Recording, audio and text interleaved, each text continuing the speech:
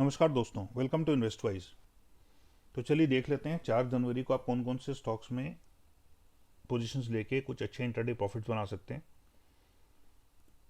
और वीडियो शुरू करूं उससे पहले ये बोलना चाहता हूं कि आप जो मैं स्टॉक्स के चार्ट दिखाऊंगा तो मेरा सजेशन बहुत स्ट्रांगली ये है आपके लिए कि आप सिर्फ स्टॉक्स के नाम मत देखिए। जो मैं आपको लॉजिक बताऊंगा, चार्ट को एक्सप्लेन करूंगा, उसको भी आप डेप्थ में समझिए ताकि आप एक बेटर ट्रेडर बन सकें और आपको भी नॉलेज आ जाए कि स्टॉक्स को कैसे चुनना है, चार्ट्स को कैसे इंटरप्रेट करना है।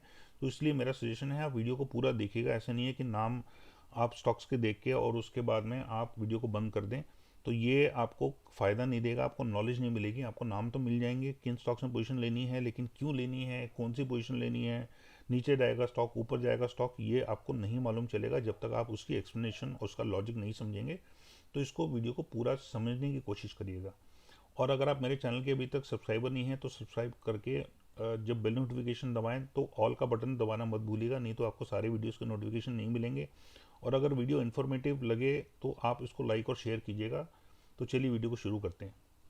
तो सबसे पहले शुरू करूं उससे पहले आपको बता दूं कि फ्राइडे का जो स्नैपशॉट था वो क्या था।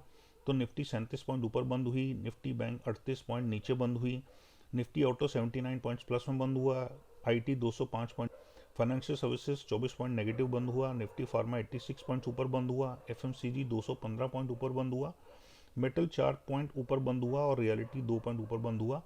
एफएनओ टॉप गेनर्स थे, BHEL 8%, Cholamandalam 6.3%, Bharat electronics limited 6% और आइडिया 5.5%।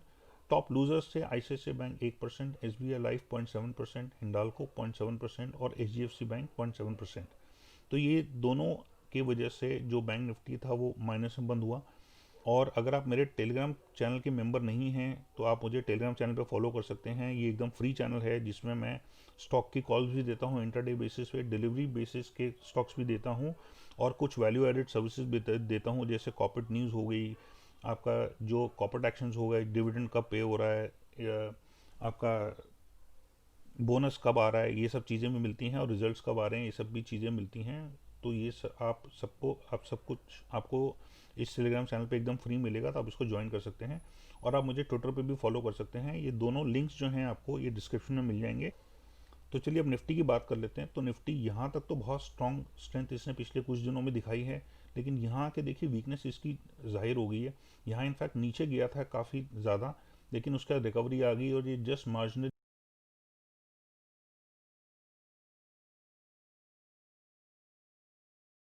दिखाएगा। लेकिन जो स्टोरी थी वो कुछ और थी पूरे दिन की, इसमें नेगेटिव से ये वापस प्लस में आया और उसके बाद एक दिन डोजी पैटर्न बनाया है और दूसरा दिन भी बहुत ही मार्जिनली ऊपर गया है। अब इम्पॉर्टेंट बात यह है कि 14,000 से ऊपर के लेवल पे है, तो अब 14,000 से ऊपर की पोजीशंस भी बिल्ड होनी शुरू हो गई हैं।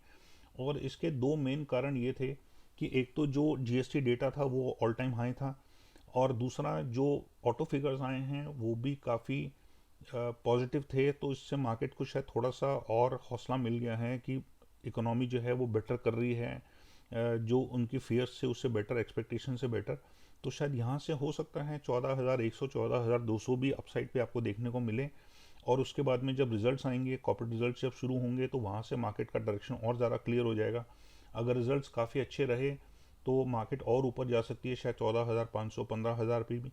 और अगर रिजल्ट्स उतने अच्छे नहीं रहे तो यहाँ से मार्केट करेक्ट कर सकती है, क्योंकि काफ़ी नीचे तक मार्केट के जाने का स्कोप है और बड़े सारे गैप्स हैं जो फिल करने हैं। तो यहाँ से मार्केट वीक भी हो सकती है, लेकिन it all depends on the developments, चाहे वो रिजल्ट्स को लेके हों, चाहे वैक्सीन को लेके हों, चाहे जो बॉर्डर पे टेंशन चल रही है उसको लेके हो, तो कुछ भी हो सकता है। तो नीचे की तरफ भी तैयार रहना बड़ा ज़रूरी है। अगर नीचे गई मार्केट तो सबसे पहला जो स्ट्रॉन्ग सपोर्ट होगा वो 13,750 का होगा, जो कि इसने कई दिन इसको टेस्ट किया और इसको ऑनर किया और उससे ऊपर भी ट्रेड किया है। और उसके बाद जो एक बहुत स्ट्रॉन्ग सपोर्ट होगा वो होगा 13,000 के लेवल्स तक। अगर वो बाई चांस टूट गया तो फिर मार्केट काफ़ी नीचे आ सकती है।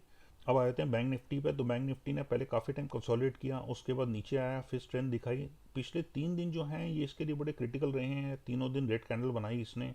लेकिन सबसे इंपॉर्टेंट बात ये थी कि इसने जो अपना 31,000 का लेवल है उसको पिछले 3-4 दिन से नहीं तोड़ा है।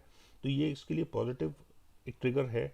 तो यहाँ से अगर बुल्स देखेंगे कि बियर्स जो हैं वो इंटरेस्टेड नहीं है मार्केट को गिराने में, उन्होंने कुछ बहुत ज़्यादा एक्शन नहीं लिया है बैंकिंग स्टॉक्स को सेल करने में, तो हो सकता है वो यहाँ से ऊपर लेके जाएं। तो कल के लिए एटलीस्ट खास करके या 4 जनवरी के लिए क्रिटिकल लेवल हो सकती है 31,500 ऊपर की तरफ और 31,000 नीचे की तरफ, इसकी रेंज में रहना चाहिए मेरे हिसाब से कल बैंक निफ्टी। तो जो ऑप्शन सेलर्स हैं वो प्रॉबली शायद 32,500 का लेवल का कॉल सेल कर सकते हैं और 31,000 के पुट सेल कर सकते हैं, लेकिन स्टॉप लॉस बड़े टाइट रखने होंगे। तो ये दोनों भी किए जा सकते हैं अगर कोई ऑप्शन सेलिंग करता हो तो। अब आ जाते हैं स्टॉक्स पे। तो पहला स्टॉक है भारत फोर्ज। तो भारत फोर्ज ऊपर तक भी गया, ऑलमोस्ट 570 के लेवल्स तक भी गया। उसके बाद थोड़ी सेलिंग आई और एक दो दिन इसने कुछ रिकवरी करने की कोशिश की, फिर से सेलिंग आई। लेकिन ये सेलिंग जो थी आप देख सकते हैं, कैंडल्स भी बड़ी वीक थी और वॉल्यूम्स भी बहुत वीक थे। उसके बाद ये दोबारा रिकवरी करके ऊपर जा रहा है। तो ये कल अगर, और वॉल्यूम्स भी इसके इंक्रीज हो रहे हैं, आरएसआई भी ऊपर की तरफ जा रही है, स्टॉकेस्टिक्स भी ऊपर की तरफ जा रहे हैं। तो कल भी अगर ये ऊपर का ट्रेंड दिखाता है तो मेरे ख्याल इसमें बाइंग की जा सकती है। तो अगर ये 540 से ऊपर ट्रेड करे तो इसमें लॉन्ग पोजीशन लेके और 540 के करीब का ही या 538.10 का स्टॉप लॉस रखा जा सकता है। और शायद कल इसमें अगर ऊपर जाता है तो मेरे ख्याल इसमें कुछ अच्छे पैसे बनने चाहिए। नेक्स्ट स्टॉक है भारत हेवी इलेक्ट्रिकल्स। तो ये पहले काफ़ी ज़्यादा अंडर परफॉर्म कर रहा था, लेकिन अब देखिए ये जो 20 डे मूविंग एवरेज है ये नीचे से एकदम ऊपर, इसने पहले 50 डे को क्रॉस किया और अब 200 डे को भी क्रॉस कर रही है, इनफैक्ट कर चुकी है। ये 34.61 है और ये 34.87 है, तो ये भी क्रॉस कर चुकी है। तो ये दोनों बड़े स्ट्रॉन्ग सिग्नल्स हैं। और देखिए बहुत ही स्ट्रॉन्ग वॉल्यूम्स के साथ में ये राइज किया है फ्राइडे को और अपने हाइस के बहुत ही पास क्लोज हुआ है। तो ये भी शायद और ऊपर जाने का स्कोप रखता है। ये काफ़ी अंडर परफॉर्म कर रहा था, तो हो सकता है मार्केट इसको भी खींच दे ऊपर। तो अगर ये कल ऊपर का ट्रेंड दिखाता है तो इसमें भी लॉन्ग पोजीशन लेके कुछ अच्छे प्रॉफिट्स बनाए जा सकते हैं, क्योंकि देखिए धीरे धीरे ये पिछले कई दिनों से हायर हाइज और हायर लोज बना रहा है। दैट मीन्स इसमें स्ट्रेंथ काफ़ी ज़्यादा है और जिसकी वजह से बुल्स को मौका मिल रहा है इसको और ऊपर खींचने का, बिकॉज सेलिंग प्रेशर इसमें ज़्यादा है ही नहीं। नेक्स्ट स्टॉक है कैनरा बैंक। तो पिछले कुछ टाइम से पीएसयू की जो बैंक स्टॉक्स हैं वो काफ़ी अच्छा कर रहे हैं, जैसे एसबीआई हो गया, कैनरा बैंक हो गया। कैनरा बैंक आप देख ही सकते हैं कंटिन्यूसली ऊपर जा रहा है। यहाँ पे भी ये लगभग 140 तक चला गया था, उसके बाद 145 भी टच किया, यहाँ से थोड़ा सेलिंग आई। लेकिन अब पिछले कई दिनों से कंटिन्यूसली ऊपर जा रहा है ये। एक दो जो सेलिंग आई वो मार्जिनल थी, उसमें कुछ खास ना वॉल्यूम्स थे ना स्ट्रेंथ थी। तो उसकी वजह से बुल्स को एक अच्छा सपोर्ट मिल रहा है ऊपर स्टॉक को ले जाने में।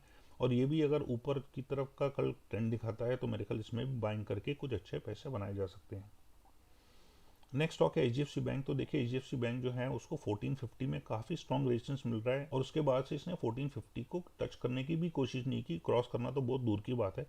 और उसने 2-3 बार अटेम्प्ट किया है, लेकिन हर बार 1450 से पहले ही इसमें सेलिंग आ जाती है। और देखिए यहाँ पे भी जो कैंडल्स बनी थी उसमें भी सेलिंग आ रही थी और ये अपने हाई से काफ़ी नीचे क्लोज हो रहा था। यहाँ पे भी इसने अटेम्प्ट किया ऊपर क्लोज करने का, लेकिन फिर से सेलिंग आ गई। और पिछले जो 3 दिन हैं उसमें से 2 दिन तो रेड कैंडल्स बनी हैं और एक दिन काफ़ी ज़्यादा स्ट्रॉन्ग वॉल्यूम्स के साथ भी जो कैंडल बनी वो भी एक डोजी कैंडल बनी। दैट मीन्स सेलिंग प्रेशर इस लेवल पे इतना ज़्यादा है कि ये अलाउ नहीं कर रहा है इस स्टॉक को 1450 से ऊपर क्लोज करने के लिए। तो बस एक इसमें अच्छी बात यह है कि जो सेलिंग आई है इस फ्राइडे को वो बहुत ही लो वॉल्यूम्स पे आई है, तो इसकी वजह से हो सकता है स्टॉक ऊपर जाए।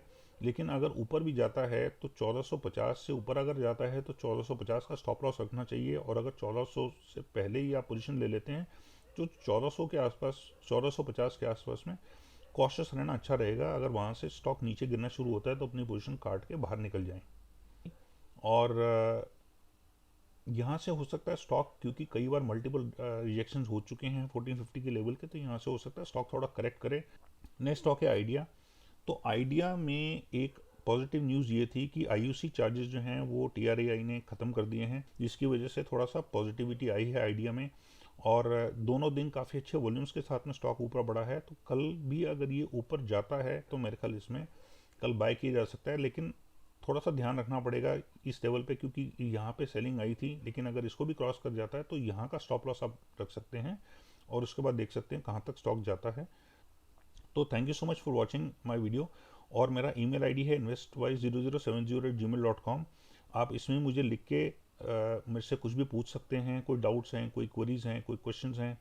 और अगर आप अपने ब्रोकिंग हाउस की सर्विसेज से खुश नहीं हैं यहाँ बहुत हाई ब्रोकरेज रेट्स पे कर रहे हैं, तो आप मुझे लिख सकते हैं मेरे ईमेल आईडी पे, और मैं आपका हेल्प करूँगा एक बहुत ही रिप्यूटेड बुकिंग हाउस के साथ आपका अकाउंट खुलवाने की, और मैं आपको पर्सनलाइज सर्विस दूंगा उस अकाउंट में, और आपके जो पोर्टफोलियो है उसमें भी आपकी हेल्प करूंगा, और आपको जो ब्रोकरेज रेट्स हैं वो जो आप अभी तक आप पे कर रहे थे हाई ब्रोकरेज रेट्स, उससे भी आपको कम ब्रोकरेज रेट्स मिलेंगे। तो आप अगर दोनों में से किसी भी रीज़न की वजह से, दोनों रीजंस की वजह से आप अगर अपने ब्रोकर के से शिफ्ट करना चाहते हैं, तो आप मुझे लिख सकते हैं। I will help you to open a better broking account. और मेरे चैनल को सब्सक्राइब करिएगा, और अगर वीडियो पसंद आई तो उसको लाइक और शेयर कीजिएगा, और मेरे जो ट्विटर है उस पर फॉलो कर सकते हैं, और मेरे टेलीग्राम चैनल पे मेरे मेंबर बन सकते हैं जो कि एकदम फ्री है। तो thank you so much for watching and take care and God bless.